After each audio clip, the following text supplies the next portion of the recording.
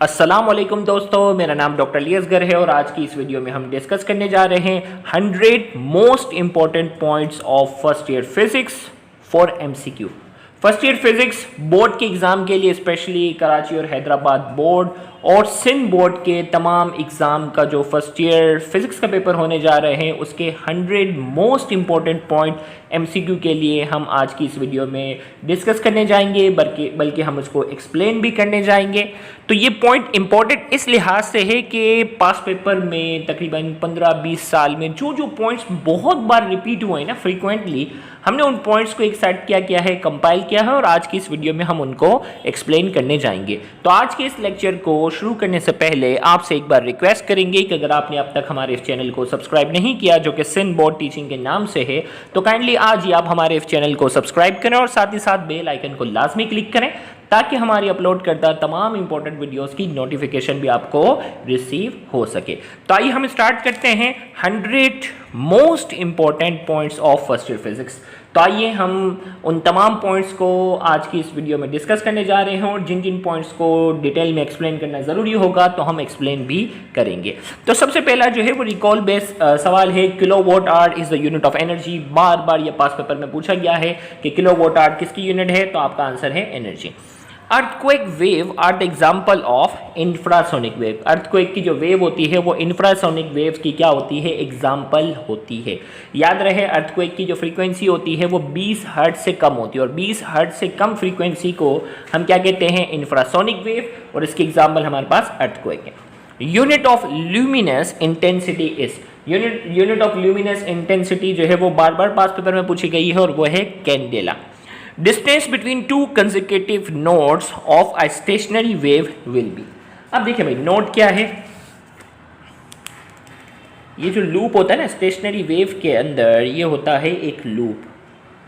अब ये लूप है ना, अब स्टेशनरी वेव का, स्टैंडिंग वेव का वो पार्ट जहां वाइब्रेशन मिनिमम होती है उसे क्या कहते हैं, नोड, और जहां वाइब्रेशन सबसे ज्यादा होती है उसे क्या कहते हैं, एंटी नोड। और हमेशा याद रखिएगा दो लूप होते हैं, गौर से सुनिएगा, दो लूप होते हैं एक वेव के बराबर, एक वेवलेंथ के बराबर जो है ये दो लूप होते हैं। तो अब कह रहा है कि दो नोड के दरमियान का फासला, दो, देखे भाई दो लूप है ना, ये एक लूप है, ये लूप है, दो लूप बराबर हैं एक वेव के। अब हमसे पूछा जा रहा है कि दो नोड के दरमियान का जो फासला होता है, बराबर वाले दो नोड के दरमियान का फासला किसके बराबर होगा, तो हमें मालूम है डायग्राम के हिसाब से ये आधी वेव के क्या होगा, बराबर होगा। तो अब देखिए भाई सवाल में क्या पूछा जा रहा है, distance between two consecutive nodes of a standing stationary wave will be lambda upon half. Next हमारे पास है, if a person ascend from the surface of the earth to a distance equal to radius of earth, the value of G will become. हमें कहा जा रहा है कि एक शख्स है, एक ऐसी ऊंचाई पर चले जाता है जो कि जमीन की रेडियस के बराबर है, वहां जी की वैल्यू क्या होगी। तो आपने एक फॉर्मूला ये पढ़ा हुआ है कि जी बराबर होता है, गौर से सुनिएगा, जी बराबर होता है GME ओवर RE²। अब वो शख्स जो है जमीन के मुकाबले में कितना चला गया, जमीन के मुकाबले में एक रेडियस जो है वो ऊपर चला गया। अब सेंटर के मुकाबले में इसका जो फासला हो गया वो कितना हो गया भाई, एक रेडियस सेंटर से सरफेस तक है और एक रेडियस वो ऊपर चला गया। सेंटर के मुकाबले में इसका जो फासला है वो कितना हो गया है, 2r। सेंटर के मुकाबले में इसका फासला कितना हो गया, 2r।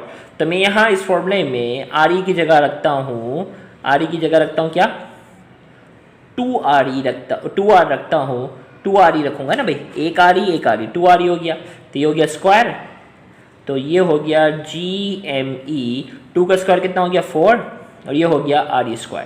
तो GME वो किसके बराबर है, ये तो G के बराबर है, तो G डैश किसके बराबर हो गया, 1/4 G के, यानी 1/4 हो जाएगी, 4 गुना वहाँ G की वैल्यू कम हो जाएगी। तो यहाँ हमसे कहा जा रहा है, if a person ascends from the surface of the earth to a distance equal to the radius of the earth, the value of G will be 1/4। Diffraction of a light is a special type of interference. बार बार ये point पूछा गया है, diffraction of light जो है वो special type of interference है। नेक्स्ट है, if A equal to 5I plus J and B equal to 2K then A minus B is equal to. अब देखें भाई, A की वैल्यू हमारे पास क्या है, A की वैल्यू हमारे पास है, 5I प्लस जे, और b की वैल्यू हमारे पास है 2k। हमें क्या बताना है, a माइनस बी की वैल्यू बतानी है। हमें क्या बताना है, a माइनस बी की वैल्यू। अब a की वैल्यू क्या होगी, 5i प्लस जे, माइनस b की वैल्यू क्या है, 2k। याद रखिएगा i हमेशा i में से माइनस होगा, j हमेशा j में से माइनस होगा, और k हमेशा k में से माइनस होगा।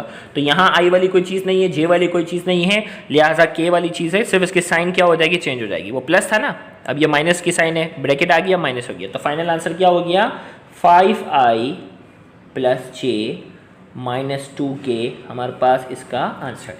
तो हमारे पास आंसर क्या हो गया, हमारे पास आंसर हो गया ओके 5i प्लस जे माइनस 2k। फिर आगे length of astronomical telescope. Length of astronomical telescope क्या है, FO plus FE, focal length of objective plus focal length of eyepiece. और अगर गैलीलियन टेलीस्कोप पूछा जाएगा तो आपका आंसर क्या होगा, FO माइनस FE। एस्ट्रोनॉमिकल में दोनों को प्लस करते हैं, और गैलीलियन में ऑब्जेक्टिव में से आईपीस को क्या किया जाता है, माइनस किया जाता है। नेक्स्ट है an angle subtended at its centre by an arc whose length is equal to that of its radius is। भाई ये डेफिनेशन है किसकी, 1 रेडियन की। किसकी है, 1 रेडियन की डेफिनेशन है, और 1 रेडियन किसके बराबर होता है, 57.3 डिग्री के। तो ये 1 रेडियन की है, angle subtended at its centre by an arc whose length is equal to its radius। तो 1 रेडियन की डेफिनेशन, और 1 रेडियन किसके बराबर होता है, 57.3 डिग्री के। Artificial gravity can be created in the spaceship by producing. Artificial gravity जो है वो स्पेसशिप में कैसे प्रोड्यूस होती है, स्पिन मोशन के जरिए, सैटेलाइट को उसके अपने एक्सिस पे मूव करवा कर आर्टिफिशियल ग्रेविटी प्रोड्यूस की जाती है। If mass and speed both are double the kinetic energy will be. अब देखो भाई, काइनेटिक एनर्जी का जो फॉर्मूला है, काइनेटिक एनर्जी का जो फॉर्मूला है वो है हाफ mv²। अब हमें कहा जा रहा है मास और इन दोनों को डबल कर रहे हैं। काइनेटिक एनर्जी है हाफ, मास क्या हो गया 2m, वेलोसिटी क्या हो गया, ये भी डबल हो गया 2v। अब ये है हाफ 2m, 2 का स्क्वायर यहाँ हो गया 4v²। अब 4 मल्टीप्लाई बाई 2 कितना हो गया 8, बाकी हाफ mv² को अलग कर दो, हाफ mv² लग गया भाई, 4 मल्टीप्लाई 2 8 हो गया। अब ये जो ना हाफ m और v² को अलग कर दिया, हाफ mv² किसके बराबर है, काइनेटिक एनर्जी के। इसका मतलब काइनेटिक एनर्जी कितने गुना बढ़ गई, काइनेटिक एनर्जी जो है वो 8 टाइम्स क्या हो गया, उसमें इजाफा हो गया। तो यहाँ हमारे पास क्या हो गया, if mass and speed both are double the kinetic energy will be 8 times. आगे है in Young double slit experiment the fringe spacing is. Young double slit experiment में फ्रिंज स्पेसिंग का जो फॉर्मूला हम ड्राइव करते हैं वो क्या होता है, L λ/d। अच्छे से याद रखना है, यंग डबल स्लिट का पूरा डिटेल एक्सपेरिमेंट हमने डिस्कस किया हुआ। Next, if the mass of the Bob of a simple pendulum is double it's time period will be. याद रखिएगा सिंपल पेंडुलम के टाइम पीरियड का जो फॉर्मूला है, सिंपल पेंडुलम के टाइम पीरियड का जो फॉर्मूला है 2π√L/g है। भाई किसके बराबर है, 2π√। अब इसमें किसका जिक्र है, लेंथ का, यानी टाइम पीरियड। सिंपल पेंडुलम का जो टाइम पीरियड है वो लेंथ पर डिपेंड करता है, और दूसरा किस पर डिपेंड करता है, एक्सेलरेशन ड्यू टू ग्रेविटी पे। जी है ना, ये क्या है, एक्सेलरेशन ड्यू टू ग्रेविटी। बाकी किसी भी चीज़ में कोई भी छेड़छाड़ी कर दो, टाइम पीरियड पे कोई फर्क नहीं पड़ेगा। लेंथ में तब्दीली करेंगे तो फर्क पड़ेगा, एक्सेलरेशन ड्यू टू ग्रेविटी में फर्क होगा तो भी फर्क पड़ेगा। तो यहाँ हमारे पास क्या कह रहा है, यहाँ में कह रहा है if the mass of the Bob of a simple pendulum. Simple pendulum के अंदर जो बॉब इस्तेमाल हो रहा है उसके मास को अगर हम डबल कर देते हैं, इस time period will remain the same. Time period length और एक्सेलरेशन पे डिपेंड करता है, मास को अगर चेंज करेंगे तो कोई फर्क नहीं पड़ेगा, सेम रहेगा। डायमेंशन ऑफ टॉर्क इज, तो हमने जो है वो डायमेंशन निकालने का तरीका जो है वो लेक्चर में बताया हुआ है। तो डायमेंशन आपको जो है वो मुख्तलिफ चीज़ों की पूछी गई है पास पेपर में। तो टॉर्क की डायमेंशन है ml² t एक्सपोनेंट -2। आगे है इफ a डॉट बी equal to 0, a cross b is also equal to 0, a not equal to 0, vector b is equal to. हमें कहा जा रहा है कि दो वेक्टर हैं a और b, इनका जब हम डॉट प्रोडक्ट निकालते हैं वो भी 0 आता है, और क्रॉस प्रोडक्ट निकालते हैं वो भी 0 आता है। जबकि हमें कहा जा रहा है कि a जो है उसका मैग्नीट्यूड 0 के बराबर नहीं है, तो इसका मतलब लाजमी b का मैग्नीट्यूड क्या होगा, 0 के बराबर है, तभी डॉट और क्रॉस दोनों आंसर क्या आ रहे हैं, 0 के बराबर है। नेक्स्ट है if an object is placed at principal focus f of a converging lens the image will be form at infinity. हमने जो वो रे डायग्राम जो है वो लेक्चर में बताया ना, जिसका लेक्चर का नाम है basic concept of geometrical optics. तो basic concept of geometrical optics के अंदर हमने रे डायग्राम जो है वो ड्रॉ करना सिखाई है। तो उसमें याद रखिएगा प्रिंसिपल फोकस पर जब भी ऑब्जेक्ट होता है उसकी इमेज कहाँ बनती है, इन्फिनिटी पे, और जब ऑब्जेक्ट इन्फिनिटी पे होता है तो उसकी इमेज कहाँ बनती है, प्रिंसिपल फोकस पर। नेक्स्ट है, if the average and instantaneous velocity of a body are the same the body will move with uniform velocity. जब किसी बॉडी की एवरेज वेलोसिटी और इंस्टेंटेनियस वेलोसिटी दोनों क्या होती हैं, सेम होती हैं, इसका मतलब वो ऑब्जेक्ट क्या है, इसका मतलब वो ऑब्जेक्ट जो है वो क्या हो रहा है, यूनिफॉर्म वेलोसिटी के साथ क्या कर रहा है, मूव कर रहा है। तभी शॉर्ट टाइम की वेलोसिटी और इसकी पूरी एवरेज जो होगी वो क्या आती है, सेम आती है। एमसीक्यू नंबर 18 की तरफ हम बढ़ते हैं। इसमें कहा जा रहा है two forces act together on an object the magnitude of the resultant is minimum when the angle between them is. हमें कहा जा रहा है दो फोर्सेस जो है ना एक ऑब्जेक्ट पर अप्लाई हो रही हैं, हमें कहा जा रहा है इनका मैग्नीट्यूड जो होगा वो मिनिमम होगा जब उनके दरमियान एंगल क्या हो। देखो भाई ये ऑब्जेक्ट है ना भाई, ये फोर्स है और ये फोर्स है, दोनों एक दूसरे के मुकाबले में अपोजिट होंगी, दोनों एक दूसरे को क्या करेंगी, कैंसल आउट करेंगी ना। तो मैग्नीट्यूड मिनिमम तब होगा जब इनके दरमियान क्या होगा, 180 डिग्री होगा, दोनों एक दूसरे के अपोजिट होंगी। और मैक्सिमम तब होगा जब दोनों की डायरेक्शन क्या होगी, सेम होगी, और डायरेक्शन सेम होगी इसका मतलब एंगल क्या होगा, 0। तो अगर मैक्सिमम पूछा जाए तो आपका आंसर होगा 0 डिग्री, और मिनिमम पूछा जाएगा तो आपका आंसर क्या होगा, दोनों का रिजल्टेंट मिनिमम तब होगा जब उनके दरमियान एंगल क्या होगा, 180 डिग्री। फिर आगे है पावर लो डिटरमाइंस। पावर लो किसको डिटरमाइन कर रहा है, लाउडनेस ऑफ साउंड को, ये भी याद रखना है। आगे a body fall freely the distance covered by it in 2 second is. अब देखो भाई ये यहाँ ऑप्शन ही जो है वो क्या हो गया, ओके ये गलती से जो ना 20 और ये सेम सवाल आ गया, ये 20 को मैंने क्रॉस किया, ये सवाल ये a body fall freely the distance covered by it in 2 second is. भाई एक बॉडी को फ्री फॉल किया 2 सेकेंड में वो कितना डिस्टेंस कवर करेगा। अब ये कैसे आया मैं आपको यहाँ सॉल्व करके बता देता हूँ। S बराबर होता है, S बराबर है किसके, VIT प्लस हाफ GT², ये है फॉर्मूला। अब जब वो फ्री फॉल किया ना, ड्रॉप किया, तो इनिशियल वेलोसिटी क्या हो गई, 0। इनिशियल वेलोसिटी अगर 0 हो गई तो ये 0 से मल्टीप्लाई होकर खत्म हो गया, प्लस हाफ जी की वैल्यू कितनी है, 9.8। ओके सॉरी इसमें टाइम तो दिया हुआ नहीं है, तो थर्ड इक्वेशन ऑफ मोशन आ गई, 2GS equal to VF² minus VS²। अगर टाइम दिया जाता तो इससे हम सॉल्व कर लेते। तो ये हमारे पास क्या हो गया, 2 मल्टीप्लाई बाई जी की वैल्यू कितनी है, 9.8, और हमें S बताना है, हमें क्या बताना है, S। अब ये है कि ओके अब देखो सॉरी यहाँ टाइम हमें दिया गया ना 2 सेकेंड, तो यहाँ हमने रख दिया 2 का ये हो गया स्क्वायर, तो ये 0 हो गया। अब आ गया प्लस हाफ 9.8, 2 का स्क्वायर कितना हो गया, 4, ये 2 और ये 4 कैंसिल, 2 बच गया, 9.8 को 2 से मल्टीप्लाई किया, क्या आ गया आंसर, 19.6 आ गया, 9.6। तो टाइम हमें दिया हुआ, अगर टाइम ना दिया जाता तो चलो ये हम कहते हैं 19.6 इसका आंसर आ गया, 19.6 मीटर। फिर आगे है the centre of a mass of a body coincide with centre of gravity only in uniform field. याद रखिएगा सेंटर ऑफ मास और सेंटर ऑफ ग्रेविटी दोनों एक ही पॉइंट होते हैं, लेकिन शर्त है कि फील्ड जो है, ग्रेविटेशनल फील्ड जो है वो क्या होनी चाहिए, यूनिफॉर्म होनी चाहिए। डायमेंशन ऑफ फोर्सेस, फोर्स की डायमेंशन निकालना आनी चाहिए, MLT exponent -2। Light year is a unit of distance, light year distance की यूनिट है। आगे है monochromatic yellow light is unable to show dispersion. अब मोनोक्रोमेटिक लाइट है ना, एक कलर वाली लाइट, वो कौन सा फिनोमिना शो नहीं कर सकी, वो क्या है, डिस्पर्शन। याद रखिएगा डिस्पर्शन एक ऐसा फिनोमिना होता है जिसमें पॉलीक्रोमेटिक लाइट, जो बहुत सारे कलर वाली लाइट, जैसे मिसाल के तौर पर व्हाइट लाइट को जैसे ही हम प्रिज्म से गुजारते हैं वो अपने कलर में जाकर क्या हो जाती है, टूट जाती है, अपने कंपोनेंट्स में जाके अलग अलग कलर में जाके टूटती है, उस फिनोमिना को कहते हैं डिस्पर्शन। लेकिन अब मोनोक्रोमेटिक लाइट तो एक ही कलर वाली है, लिहाजा वो डिस्पर्शन को शो नहीं कर सकेगी। नेक्स्ट है the weight of a man is 60 newton at the earth, his weight on the moon where G equal to G/6 will be. भाई जमीन पर जो ना उसका वजन कितना है, 600 न्यूटन। हमें कहा जा रहा है चांद पर उसका वजन कितना होगा, जहाँ G की वैल्यू 6 गुना कम है तो वजन भी क्या होगा, 6 गुना कम होगा। वजन यहाँ ज़मीन पर 600 न्यूटन है, यहाँ 100 न्यूटन हो जाएगा, 6 टाइम कम। लेकिन अगर मास की बात पूछी जाएगी तो मास दोनों जगह पर क्या रहेगा, सेम। वेट जो होगा वो 6 टाइम कम हो जाएगा। नेक्स्ट है the time period of a simple pendulum depend on. Time period simple pendulum का किस पे डिपेंड करता है, अभी मैंने बताया, both length and acceleration due to gravity. Next हमारे पास है if the sum of torque acting on a body is 0 then angular momentum will be constant. ये law of conservation of angular momentum की स्टेटमेंट है। जब किसी body पर apply होने वाली तमाम टॉर्क का रिजल्टेंट अगर जीरो के बराबर हो जाता है फिर भी एंगुलर मोमेंटम क्या रहता है, सेम रहता है। ये law of conservation of angular momentum की क्या होती है, स्टेटमेंट है, जो यहां मुकम्मल करनी है। आगे हमें कहा जा रहा है weight lifter consume 500 joule of energy to lift a load in 2 second, the power use by him is. हमें कहा एक वेट लिफ्टर है जिसने 500 जूल की एनर्जी इस्तेमाल की है एक वजन को उठाने के लिए। कितनी सेकंड के लिए उठाया, 2 सेकंड के लिए। हमें कहा जा रहा पावर बताओ, तो एनर्जी को आपको क्या करना है भाई, एनर्जी को आपने क्या करना है, टाइम से डिवाइड करना है। 500 जूल की एनर्जी इस्तेमाल की 2 सेकंड में, लिहाजा 2 से डिवाइड करके आंसर क्या आ गया, 250 वॉट क्या हो गया, इसका आंसर हो गया। तो इसका आंसर हो गया 250 वॉट।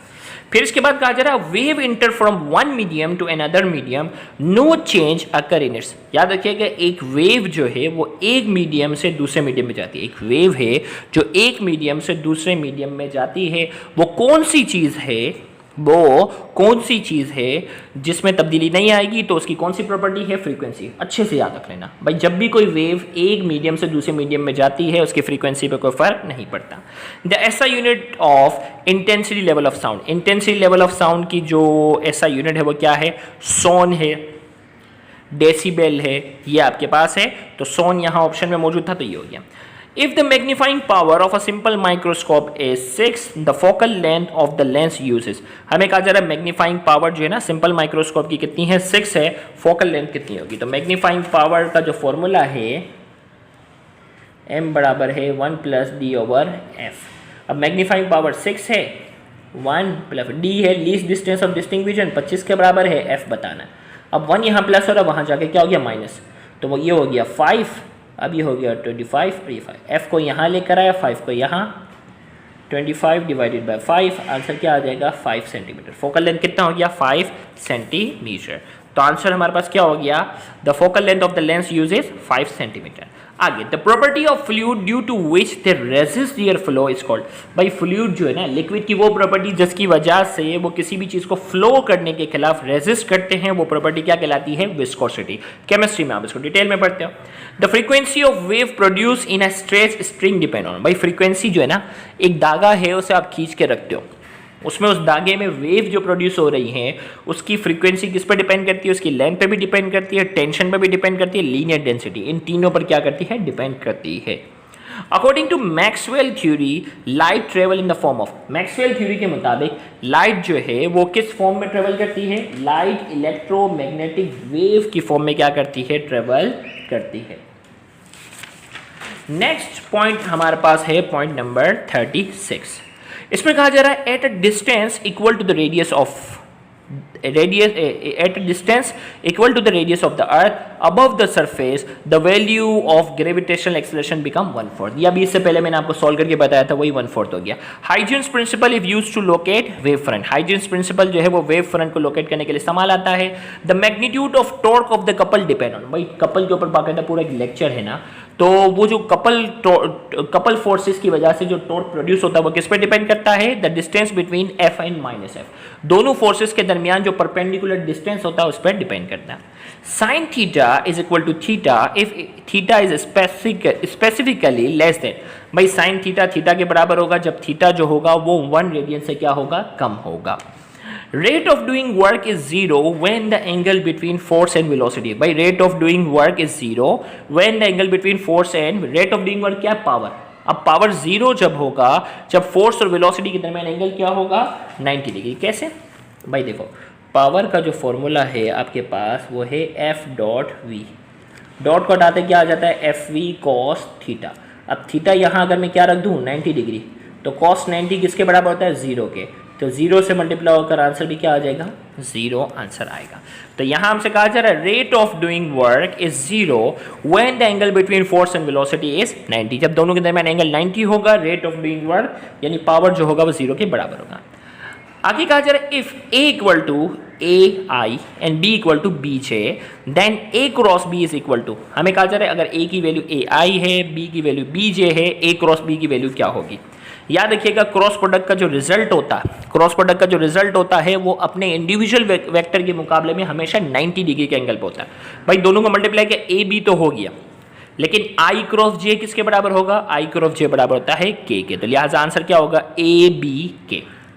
नेक्स्ट है the product of two number 5.642 and 4.71 in the prospective significant number. भाई दोनों को सिग्निफिकेंट फिगर के रूल के मुताबिक जब आप ऐड करोगे तो आंसर क्या आता है 26.6। दोनों को मल्टीप्लाई करो और दोनों में से कम सिग्निफिकेंट फिगर कितने हैं 4.7। इसमें 3 सिग्निफिकेंट फिगर है तो आपका आंसर भी 3 सिग्निफिकेंट फिगर के मुताबिक आना चाहिए। तो ये पूरा रूल आपने देखना होगा सिग्निफिकेंट फिगर के पूरे तौर तरीके जो हमने वैसे ही जो है वो पूरा डिटेल लेक्चर आप सर्च कर सकते हो सिनबोर्ड टीचिंग पर, रूल्स ऑफ सिग्निफिकेंट फिगर, और आगे सिनबोर्ड टीचिंग लिख दो, आपके सामने लेक्चर आ जाएगा, तो पूरा डिटेल में समझाया। If the velocity of a body is double and mass is reduced to 1/4 of its initial value the kinetic energy is. भाई अभी मैंने आपको बताया कि भाई काइनेटिक एनर्जी है ना, इसका फॉर्मूला ये है 12 mv²। हमें कहा जा रहा है कि इसको मैं डबल कर रहा हूँ और इस मास को क्या कर रहा हूँ m/4। काइनेटिक एनर्जी पे क्या फ़र्क पड़ेगा, तो अब ये क्या हुआ काइनेटिक एनर्जी 12 m/4, 2 का स्क्वायर क्या हो गया 4v², 4 से क्या हो गया कैंसिल, तो काइनेटिक एनर्जी किसके बराबर हो गया 12 mv²।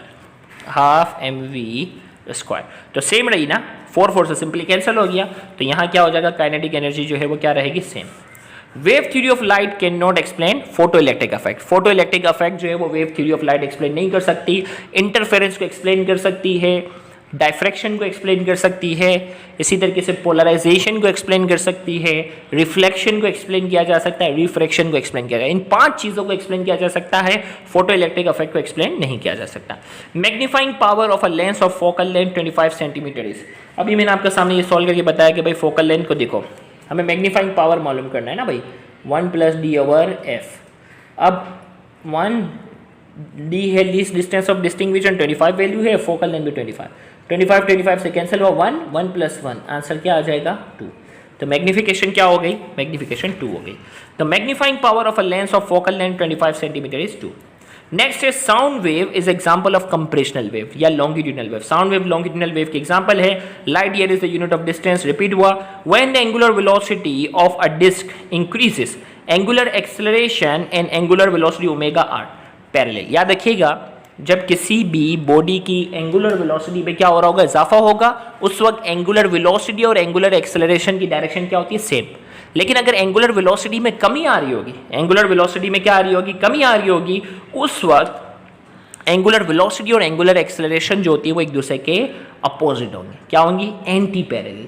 पैरेलल तब जब स्पीड में इजाफा हो रहा हो, एंटी पैरेलल यानी अपोजिट कब होंगी, जब वेलोसिटी में कमी हो रही हो। तो इसका आंसर क्या है, इंक्रीजेस लिखा हुआ है ना तो पैरेलल, और अगर डिक्रीजेस लिखा होगा तो आप एंटी पैरेलल करेक्ट आंसर होगा। If the speed of a moving body is half it's kinetic energy become, भाई वही वाली बात आ गई ना, यही फॉर्मूला 12 mv² वाला फॉर्मूला लगा दो, 12 mv² वाला फॉर्मूला लगा दो, यहाँ क्या हो जाएगा काइनेटिक एनर्जी बराबर है 12 mv²। अब ये हाफ हो गई ना, तो हाफ के ऊपर स्क्वायर क्या आ जाएगा 1/4, तो काइनेटिक एनर्जी क्या हो जाएगी 4 गुना कम, तो काइनेटिक एनर्जी क्या होगी 1/4। नेक्स्ट है 50, the rate of change of angular momentum with respect to time is, rate of change of angular momentum with respect to time किसके बराबर होता है, टॉर्क के। और अगर rate of change of linear momentum अगर लिखा हुआ हो विद रेस्पेक्ट टू टाइम तो आपका आंसर क्या होगा force. Rate of change of linear momentum force, rate of change of angular momentum torque. तो यहाँ वीडियो थोड़ी सी तवील हो गई, तो 50 पॉइंट्स हमने आज की इस लेक्चर 1 में हम कवर कर लेते हैं, और 50 पॉइंट नंबर 51 से लेकर 100 प्लस 100 से 2-3 पॉइंट ज़्यादा हैं, तो पॉइंट नंबर 51 से लेकर 100 तक पॉइंट्स जो होंगे हम लेक्चर 2 में क्या कर लेंगे, कवर कर लेंगे। तो लेक्चर 2 को भी देखना मत भूलिएगा। थैंक यू वेरी मच, अल्लाह हाफ़िज़।